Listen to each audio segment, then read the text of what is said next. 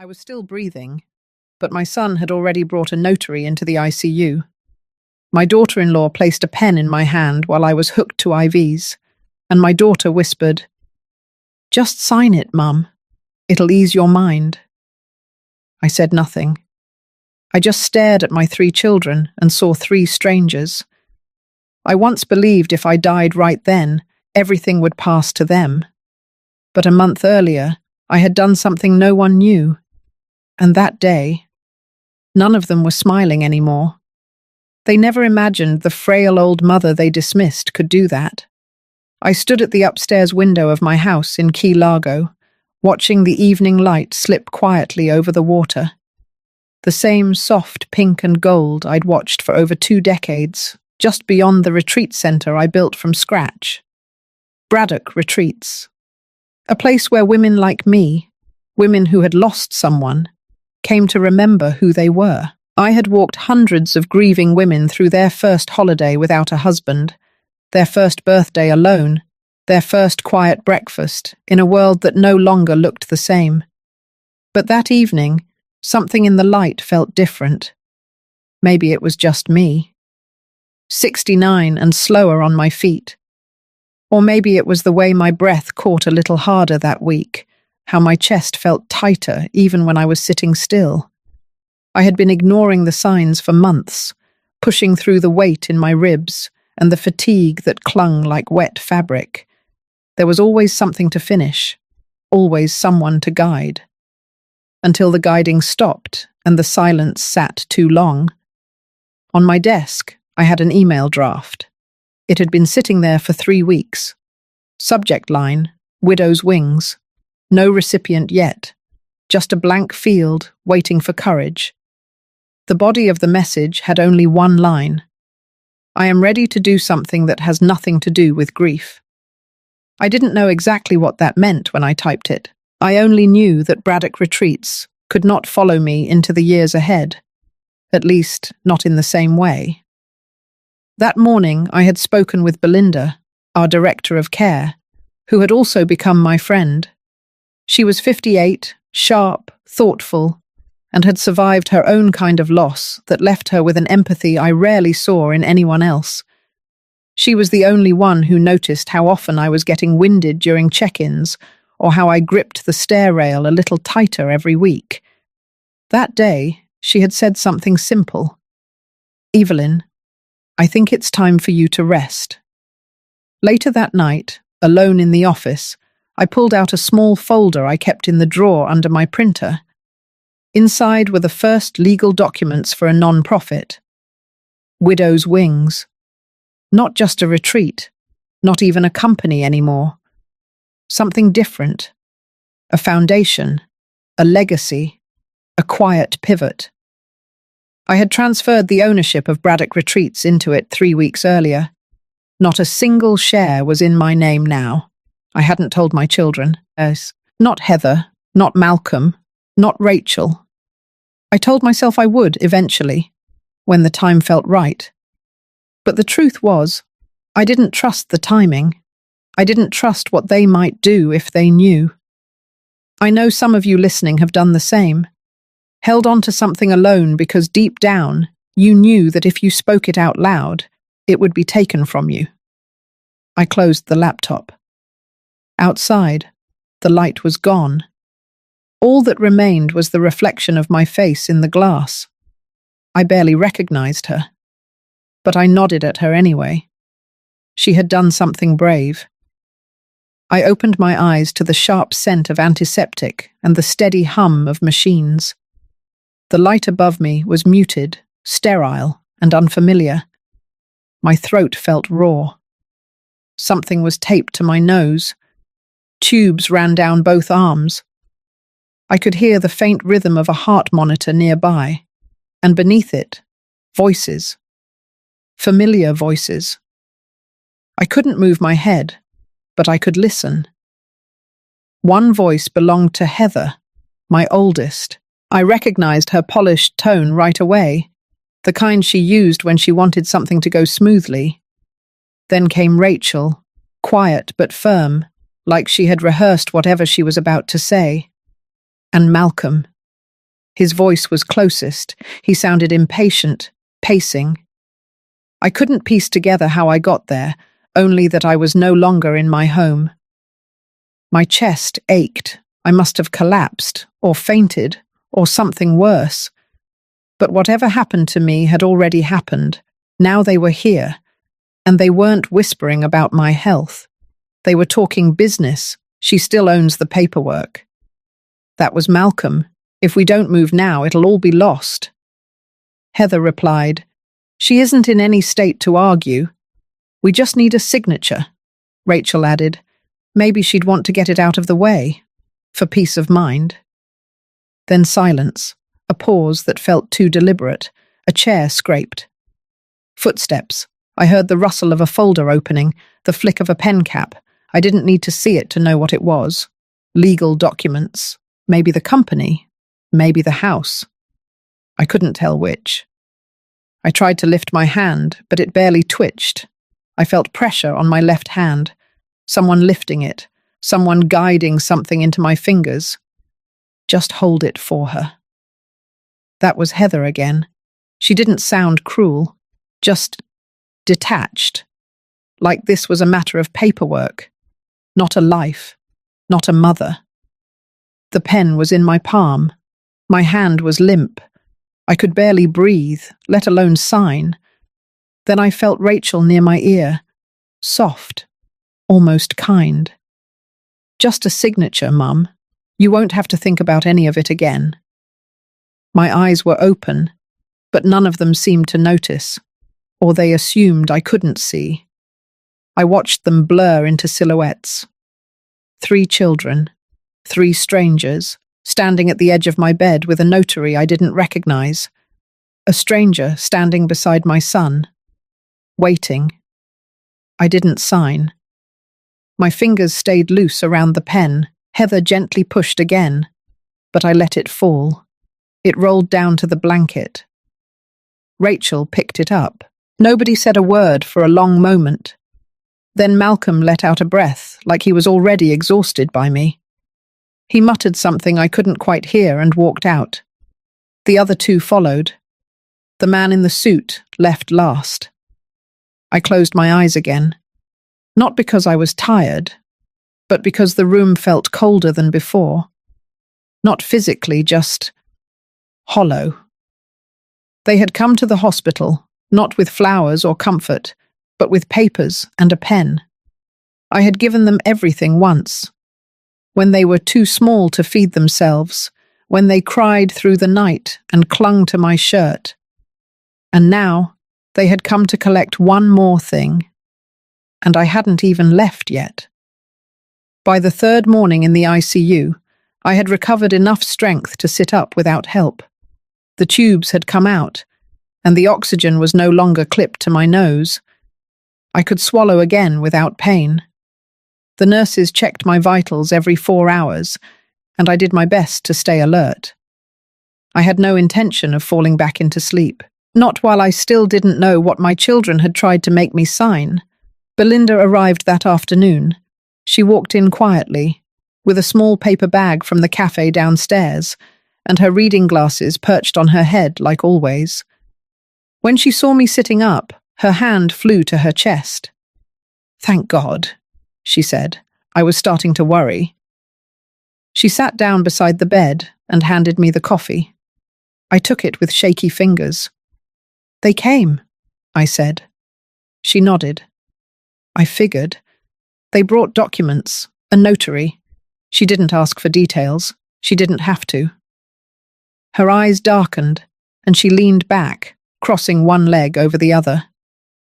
"Malcolm called the office," she said, "told the receptionist that since I was unwell, he'd be taking over leadership duties at the retreat." My fingers tightened around the paper cup. "He said I had given verbal consent last month," Belinda added, "that he was just waiting on signatures." I looked out the window. The view from the ICU was just the top of the parking structure and a stretch of grey sky. No water, no trees, nothing soft. I had always known Malcolm was ambitious. I just never believed he would come for what I built while I was unconscious. Heather would follow his lead. Rachel would stay silent. Belinda watched me for a long moment. "You don't have to fight this alone, Evelyn." I didn't answer, but my mind was already turning. That night, I asked the nurse for my bag. Inside was my phone, my reading glasses, and a folded sheet of paper with the password to my private email. I logged in, ignoring the dozens of unread messages. I opened the Widow's Wings folder and reread the documents. The retreat's transfer was complete. It belonged entirely to the non-profit. I had signed it over 3 weeks earlier in the presence of 2 witnesses and my attorney. It was no longer mine. But more importantly, it was no longer theirs. I opened a new note on my phone and began to type. June 4th, ICU. Malcolm brought a notary. Tried to force signature while I was sedated, Heather present. Rachel assisted, no prior discussion, no consent given. I saved the file and backed it up to the cloud. Then I emailed it to Belinda with no subject line. The next morning, I asked the nurse to bring me a cup of tea and told her I wanted to begin walking again. She smiled and said she'd call physical therapy. One step, then another. I wasn't steady, but I was clear. My children thought they had found their moment, that I was too weak, too unaware to resist. What they didn't realize was that I had already let go, not of myself, but of the thing they wanted most.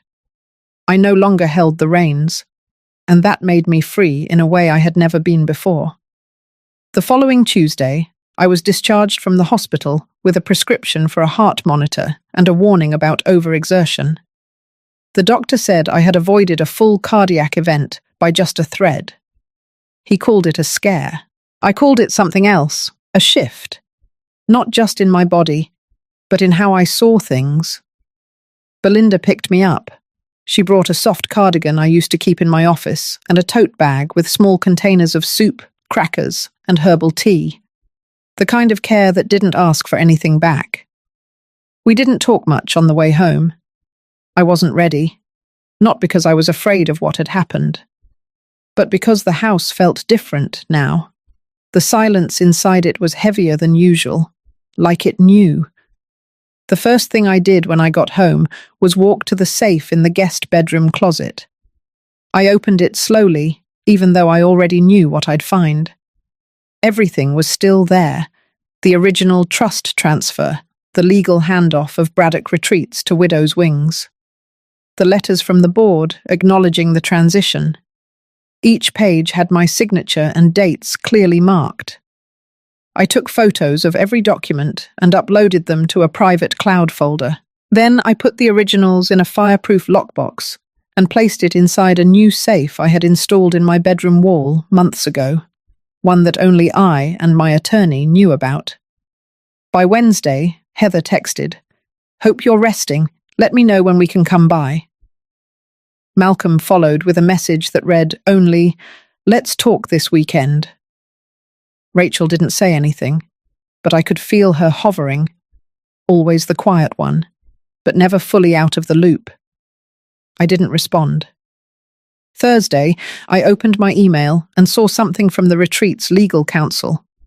Apparently, Malcolm had attempted to schedule a meeting with them, using my name. He claimed he had authority to review and approve any upcoming partnerships on my behalf. But he didn't. That authority no longer belonged to me, and I certainly hadn't delegated it to him. I forwarded the email to Belinda and attached a copy of the transfer certificate. I added a brief note. "Please make sure staff are aware of the structure. No permissions come from my children. All queries go through the board." That night, I sat in the kitchen, sipping the broth Belinda had made. I looked out the back window. The same window where I used to watch Malcolm play catch with his son on Sundays. The same patio where Heather once brought over brunch for my birthday and arranged it like a magazine spread. The same backyard where Rachel planted tomatoes one spring and forgot to water them, then cried when they withered. It hadn't always been like this. But then again, it hadn't changed overnight either. I pulled out my journal. Not the digital one this time, a real notebook. I wrote everything I remembered from the hospital. Every word, every glance, every moment when their intent had been clear. I dated the page. I signed it. Then I flipped to a clean sheet and began a new list. Things to prepare. Call the lawyer, lock down retreat communication, alert board of potential impersonation. Install cameras on property, update medical directive, remove emergency contacts, change power of attorney. It felt clinical, methodical, but necessary. The next morning, I mailed a sealed envelope to my lawyer marked for release only upon Evelyn's incapacitation. Inside it was the complete log of everything that had happened, along with a note that read, "If they come back, this is what they came for." I didn't feel triumphant. I felt quiet, steady, like someone who finally knew what it meant to not be afraid. I had survived the hospital. Now I would survive the aftermath, on my terms. By the time Sunday rolled around, I knew they would come. They didn't confirm a time, but that was typical. Malcolm never believed he needed permission to show up at my house, and Heather had learned that same entitlement over the years. Rachel was quieter, but her silence had never meant absence. It meant calculation. I spent the morning as if it were any other. Boiled water for tea. Turned the porch lights off. Checked the mailbox. I didn't want to look like I was waiting. I wanted calm. My pulse stayed steady, and I kept the front curtains open. They needed to see I wasn't hiding. The black SUV pulled into the driveway just after noon. Malcolm stepped out first, buttoning his jacket like he was walking into a business deal. Heather followed in a tailored blouse and sunglasses, even though the sun wasn't out. Rachel got out last. She wore sneakers and held a reusable water bottle. Casual, thoughtful, as if that made a difference now. I opened the door before they could knock. They walked in without a greeting. I didn't offer one. Malcolm stood in the center of the living room and looked around like he was taking inventory. "We need to talk," he said. His voice carried weight, like he thought it would press me into compliance. I sat down in my usual chair by the window. They remained standing. That didn't bother me. Let them feel the imbalance. Heather pulled a folder from her handbag and placed it on the coffee table. She didn't say a word. Rachel glanced at it, then at me. Malcolm spoke again. "We've been thinking about your recovery, about what happens next. The family needs clarity, direction." I said nothing. He opened the folder. Inside were pages of legalese, drafts of a power of attorney agreement, authorization for medical decisions, a statement of shared interest in Braddock retreats, a proposed joint account for managing retreat finances. It was all there, laid out like a generous offer, like I was being invited into my own life. Heather finally spoke. "Just sign the first two for now. It's temporary, just until things settle." Rachel added, "It's just for peace of mind. No pressure." I leaned forward and slowly closed the folder. "No." Malcolm stiffened. "You haven't even read—" "No," I repeated. "I won't be signing anything today, or any other day." Heather stepped back, blinking fast. Rachel shifted uncomfortably. Malcolm stared at me, face unreadable. His tone changed. "You're not thinking clearly. This isn't about control." I stood up. "I know exactly what this is about. And you're right. It's not about control. It's about trust. The kind that was broken the moment you brought a notary into a hospital room and tried to steal what I built." Nobody spoke. I walked to the door and opened it wide. "We're done here." Heather moved first, grabbing the folder. Rachel looked like she might cry, but didn't. Malcolm hesitated, his jaw tight. Then he walked past me, not meeting my eyes.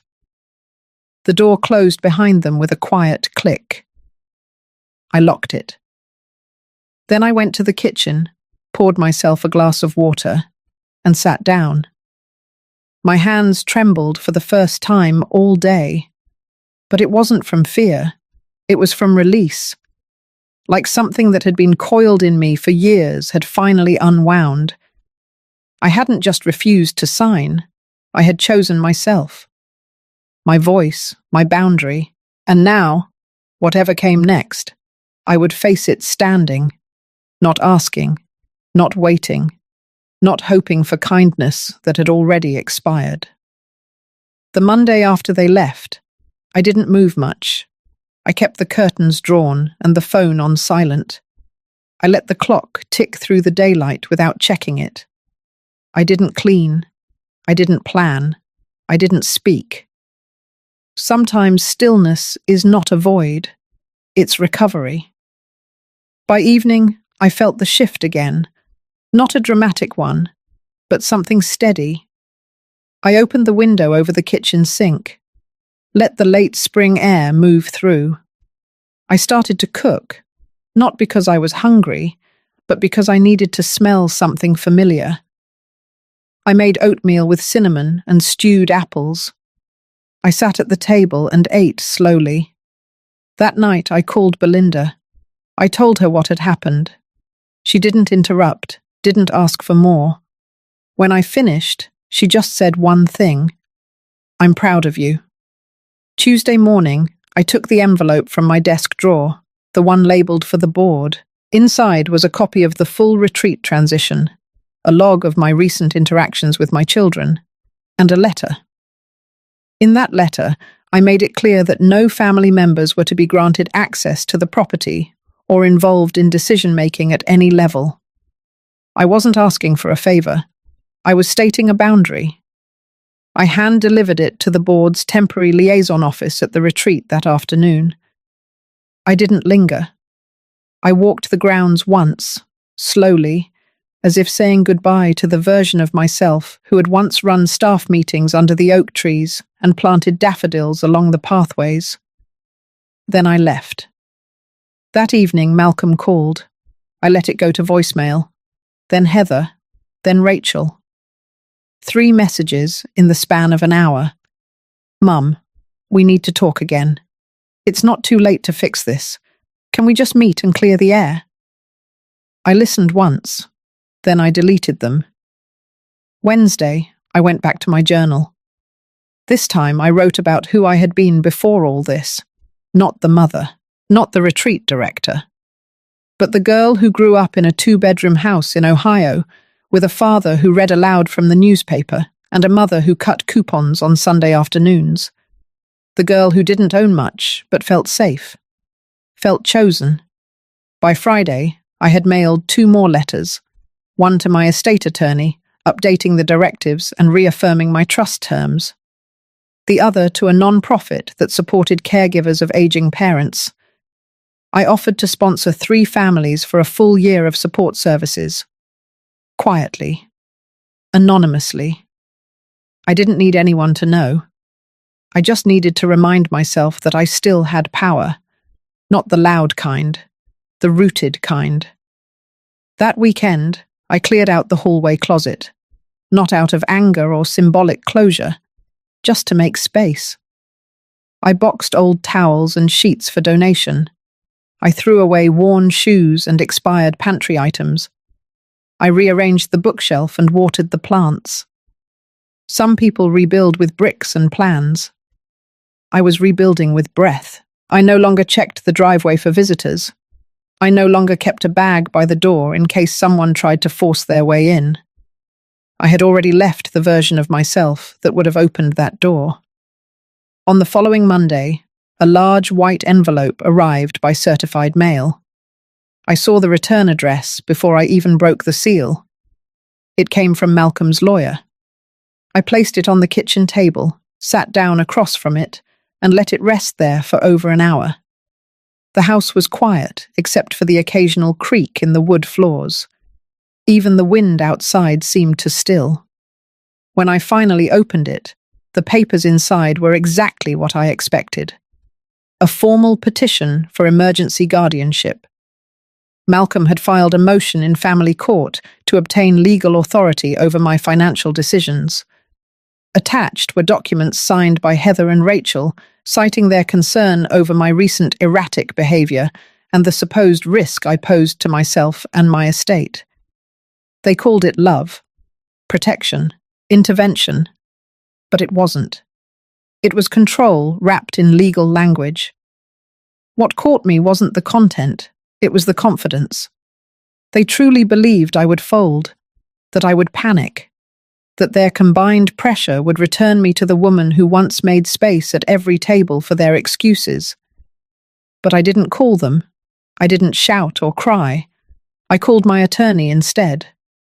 By noon, I was in her office. Her name was Anita Meeks. She had represented me through the transition of Braddock Retreats and had known me long enough to read between the lines. I handed her the entire folder, including copies of the hospital records, the notarized transfer documents, and my journal entry detailing the day they tried to coerce me in the ICU. Anita flipped through the documents slowly, making careful notes. When she finished, she looked up and said, "This is not just a defense. This is a pattern." She was right. We began building a timeline. Every text, every attempt to isolate me, every manipulation veiled as concern. I retrieved security camera footage from the retreat's main office, showing Malcolm attempting to gain access 2 weeks earlier. We filed a formal response by the end of the week. Saturday came, and the air felt heavier. Rain tapped against the windows all morning. I stayed in my robe and slippers, moving slowly, deliberately. Around noon, the doorbell rang. This time I let it ring. I watched through the peephole as Rachel stood there holding a tray of banana bread. Her hair was pulled back, and she wore the sweatshirt I once gave her on her first Mother's Day. She waited for a full minute before turning away. I didn't open the door. Later that night, I sat at the table and made another list.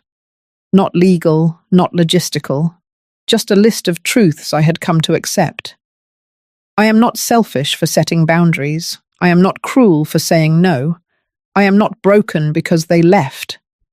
I am not afraid of their silence, and I am not theirs to manage. I tucked that list into my journal. The following Monday, Anita called with an update. The judge had reviewed the initial petition and flagged it for further scrutiny. Our evidence had been received in full. There would be a formal hearing, but the tone had already shifted. What was once positioned as a rescue was now seen for what it was, a hostile takeover. I hung up the phone and stood by the window. The sky had cleared. The street was quiet. Nothing dramatic. Just stillness. Just breath. For the first time in weeks, I smiled without feeling guarded. Whatever came next, I would meet it with both feet planted. Not as a mother being corrected, not as a woman being questioned, but as Evelyn Braddock, whole, unbent, and finally, no longer waiting for permission. On the morning of the hearing, I arrived at the courthouse 30 minutes early. I wore my navy coat, the one I used to wear on donor visits and policy meetings, not out of pride, but to remind myself who I had once been in rooms like these. A woman with presence, a woman no one pitied. Anita met me on the steps. She looked calm, focused. She didn't offer platitudes, just nodded and walked beside me in silence. We entered the small courtroom.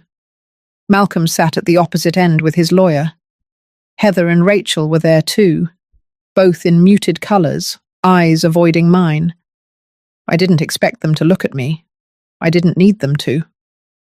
The judge, a woman with salt and pepper hair and a precise tone, read the docket aloud. Then she asked for opening statements. Malcolm's lawyer spoke first, describing their version of me. Isolated, distraught, vulnerable. He used phrases like declining judgment and undue influence. I listened, not flinching, because I knew what came next. Anita stood, clear and composed, and began. She outlined my career, my accomplishments, my legal and medical autonomy. Then she introduced documentation, hospital records, voicemails, copies of the retreat transfer, surveillance footage showing Malcolm attempting to breach the facility's gate without authorization. She closed with a quote from one of my letters, the one I had written for the board. The court does not need to protect Mrs. Braddock from others. It needs to protect her from the illusion that family entitles anyone to her legacy. The judge took a long pause after the statements. Then she spoke directly, not to Anita or Malcolm, but to me. Mrs. Braddock, would you like to address the court? I stood slowly. My knees were tired but steady. I didn't read from notes. I simply said, I built my life with care. I gave my children more than I gave myself, but I will not spend my final years apologizing for needing peace. I am not confused. I am not unstable. I am awake. And I am not afraid of being alone. The judge nodded. She took another pause, then adjourned the hearing. No ruling that day. It would be mailed, standard procedure. Outside the courthouse, clouds hung low. Anita and I walked slowly toward the car. When we reached it, she placed a hand gently on my arm. Regardless of the judge's letter, you just reclaimed yourself in that room. I went home that night and made soup, lentils and sweet potatoes, simple, warm, grounding. I lit the lavender candle Belinda had sent last winter. I didn't check the mailbox for 2 days. When the letter arrived, I opened it at the kitchen table. The court found no merit in the petition. The guardianship request was denied in full. Additionally, the judge cited potential financial manipulation on the part of the petitioners and referred the matter to a separate civil inquiry. I placed the letter beside my tea and stared at it for a long time, not from shock, but from something closer to release. Later that afternoon, I took a walk through my neighborhood, just 2 blocks. The air was soft. Children were drawing chalk suns on the sidewalk. A woman passed me with a golden retriever, and we exchanged small smiles. I didn't feel victorious. I felt intact. That night, I wrote in my journal. They tried to write the ending, but the story is still mine, and I am still writing. The letter rested beside a cup of chamomile tea that had already gone cold. I had read it twice that morning, not because I doubted its contents, but because something inside me needed to witness it more than once. It was official. Not only had the guardianship request been denied, but the court had opened a formal inquiry into the financial motives of Malcolm and the others. That was not just a victory. That was validation. Still, I didn't feel like celebrating. Not yet. I felt like cleaning. I spent the rest of the afternoon going through old drawers, papers, holiday cards, bits of ribbon and receipts. For years, I had saved everything. Every thank you note from Rachel, every sticky note from Heather, even the sloppy crayon drawings Malcolm made when he was still small and sweet. I placed a few in a box labeled for later, and the rest I quietly let go of. That evening, I prepared dinner for one. Roasted carrots, wild rice, a few slices of apple. I set the table the way I used to when company was coming. Not out of habit, but respect. Not for anyone else. For myself. Then I lit a small candle and opened my planner. The date was circled. In 2 weeks, the Braddock Retreat's legacy dinner was scheduled. It was supposed to be a celebration. The event Malcolm had once suggested be used to announce the handover of my estate, the one he thought would mark his arrival as successor. I hadn't cancelled it. I had simply changed the guest list. No family members, no heirs, no announcements. Instead, I invited every single person who had once been turned away, ignored, or dismissed when Braddock Retreats became a more exclusive venture. The teachers who used to bring at-risk students but stopped when fees increased. The retired nurses who had requested access for support groups. The local women's shelter coordinator who had emailed me 4 times before giving up. I wrote to each of them personally, and I told them the truth. This was no longer a family enterprise. This was a community commitment. In the days that followed, the RSVPs came in steadily. Some were short and polite, others brought tears to my eyes. A woman named Sheila wrote to say her sister had found peace during a workshop in our facility 10 years ago.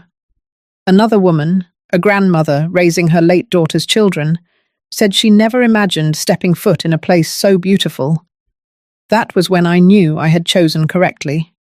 I also knew Malcolm would find out. And he did. 3 days before the event, he showed up unannounced. No lawyer, no Heather. Just him, standing at the edge of my driveway with both hands in his pockets. I didn't invite him in. He asked me calmly what I was doing, why I was throwing away the vision we had built together, why I was making this personal. I listened, then told him it was never personal. It was necessary, because I had spent too many years confusing love with loyalty, and I would not do it anymore. He stared at me, not angry, but hollow, like someone looking at a house he once lived in but no longer recognized. Before he left, he said one thing: "You won't have anything left for us when this is done." I looked him in the eye. That's exactly the point. Then I closed the door. The silence that followed wasn't empty. It was clean, whole. For the first time in months, I didn't brace for the phone to ring. I didn't flinch at footsteps outside my home. I simply stood in that quiet and let it hold me. And in that stillness, I smiled. Not because I had won, but because I had finally chosen myself. The night of the event arrived quietly, almost without warning. I had spent the morning in the kitchen, baking a simple lemon loaf and ironing my old navy dress. It wasn't new. It wasn't glamorous. But it was mine. I wore it when Braddock Retreats first opened its gates to the public. It felt like the right choice to wear it now.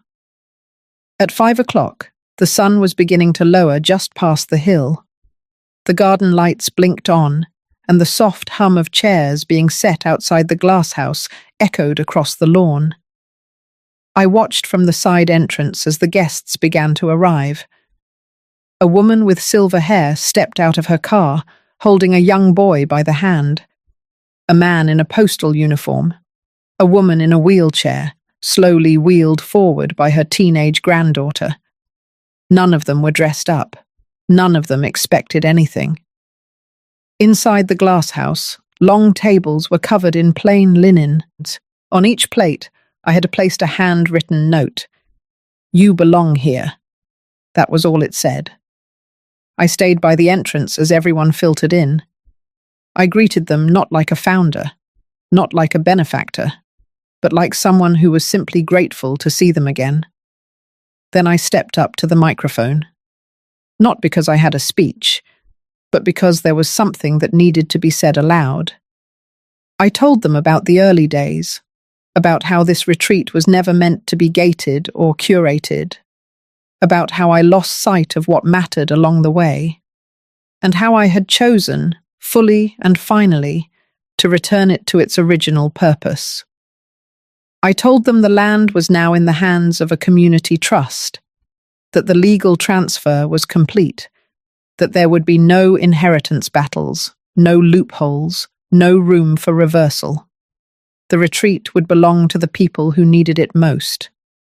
For a few seconds, no one clapped, no one cheered. And then, slowly, someone stood. Then another, then another.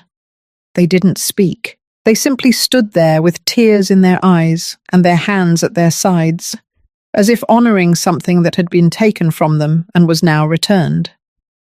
I stepped back from the microphone. I didn't need to say anything more.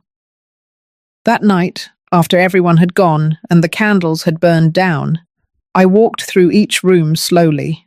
The library, the meditation room, the tiny nook by the staircase where I used to take my coffee before sunrise.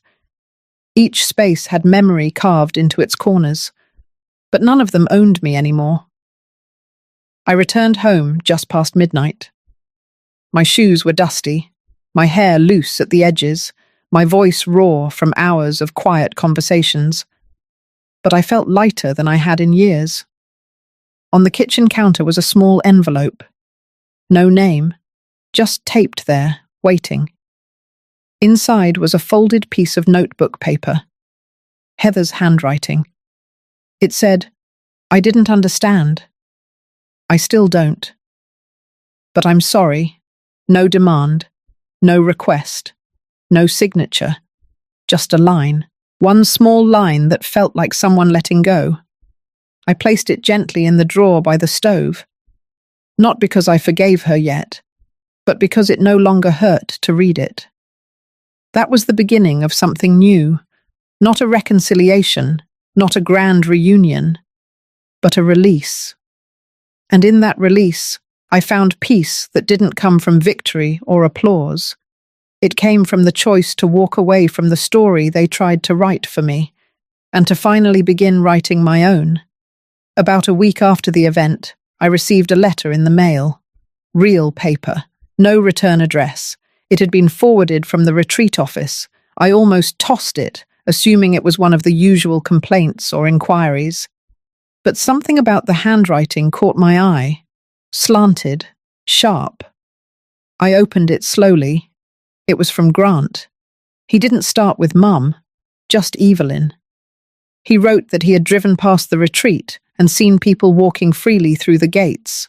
He had parked and watched from across the street as a woman in a wheelchair was pushed down the gravel path by her daughter.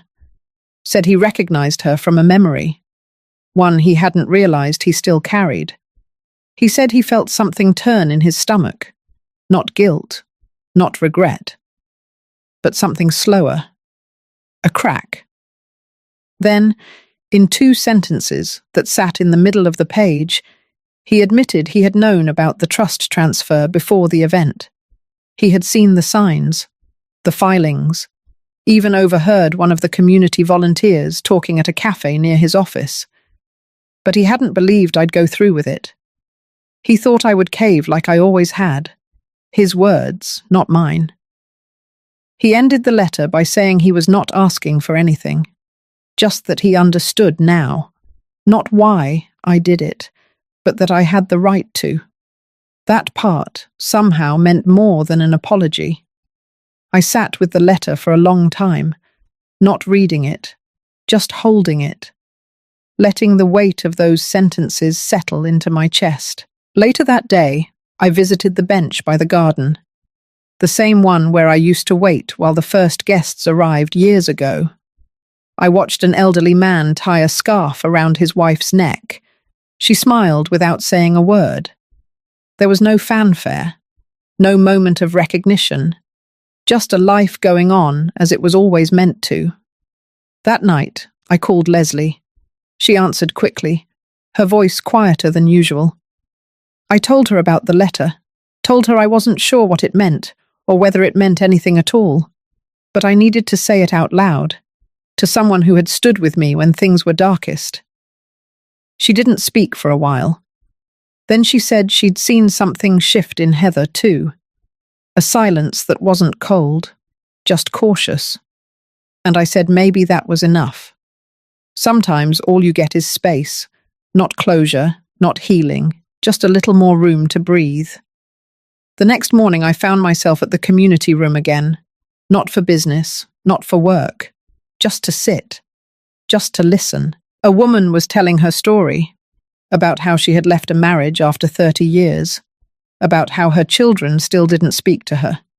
But she was learning how to sit with that, to not let it define her. I didn't say anything, but I nodded when our eyes met. I think she understood. Sometimes the best stories aren't the loud ones. They're the ones that end quietly with no one watching, no one cheering. Just a single moment of stillness. A moment when you finally realize you are no longer waiting to be saved. You already are. The snow came early that year. It dusted the tops of the pines and rested lightly along the railing of my back porch. I stood there that morning with a mug of cinnamon tea, watching the light stretch slowly across the lake.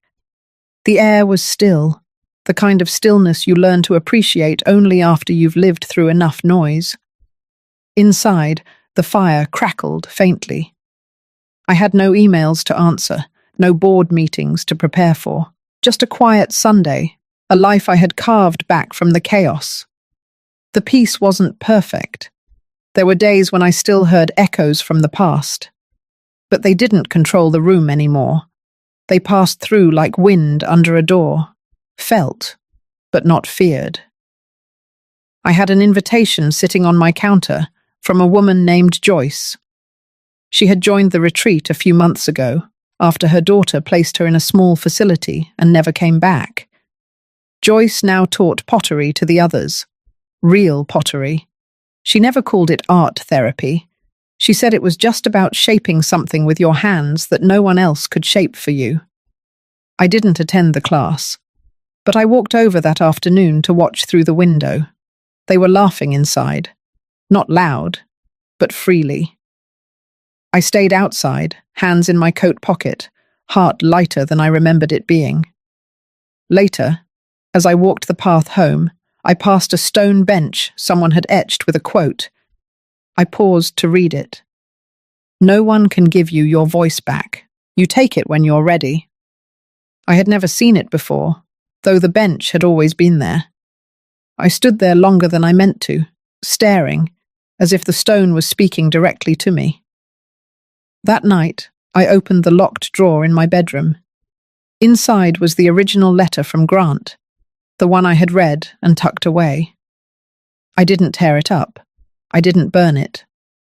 I read it again, this time slower, and then I folded it back and placed it inside a journal I had started weeks ago, not to write about them, but to write about me.